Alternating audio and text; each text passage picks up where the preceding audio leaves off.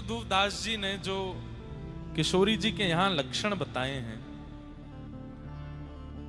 ये सारे लक्षण ठाकुर जी के अंदर भी हैं, पर क्योंकि अधिष्ठाता होने के नाते, संचालन करता होने के नाते, जब व्यक्ति मुखिया बन जाता है तो उसको अपने कई स्वभावों पर कंट्रोल करना पड़ता है। दया पर कंट्रोल करना पड़ता है, कृपा पर कंट्रोल करना पड़ता है, प्रसन्नता पर कंट्रोल करना पड़ता है।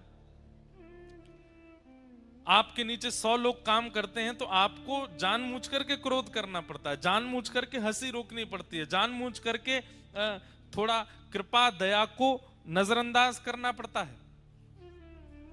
लेकिन ठाकुर जी मन में विचार करते हैं कि मैं इतना कंट्रोल नहीं कर सकता, मुझे कृपा करनी है, मुझे आनंदित होना है, मुझे प्रसन्न रहना है, मुझे प्रसन्न हंसना है, मुझे सदा नृत्य करते रहना है, पर जगत उत्थान के लिए मत छेड़ो भाई, मैं ज्यादा नहीं कर सकता कुछ।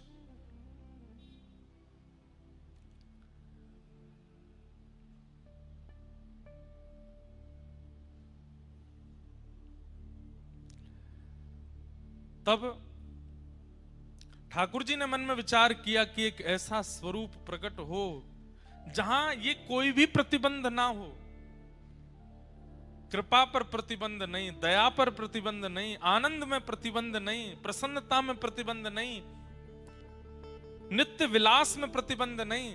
तब ठाकुर जी के हृदय का जो ये आह्लाद है, यही घनीभूत रूप धारण हुआ। और ठाकुर जी ने जैसे स्वयं को प्रतिबिंब में देखा उस समय, तभी देखा तप्त कांचन गौरांगी श्री राधे वृंदावनेश्वरी, सामने प्रतिबिंब में किशोरी जी दिखने लगी। ठाकुर जी ने वही स्वरूप वहीं स्थिर कर दिया और श्री वृषभानु गोप के यहाँ बरसाने में ठाकुर जी का ही प्रतिबिंब स्वरूप, ठाकुर जी का ही आनंद स्वरूप, ठाकुर जी का ही दया कृपा करुणा और आह्लादनी स्वरूप श्री राधा रानी का प्रादुर्भाव हो गया, श्री किशोरी जी प्रकट हो गए।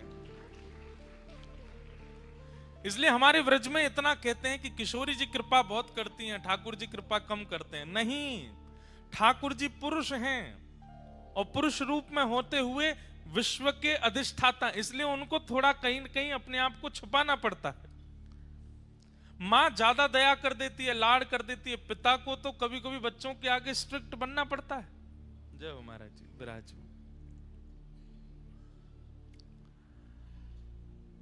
तो ठाकुर जी का वही घनीभूत स्वरूप श्री किशोरी जी के रूप में प्रकट हुआ। सब लोग इधर देखो, ध्यान से सुनो।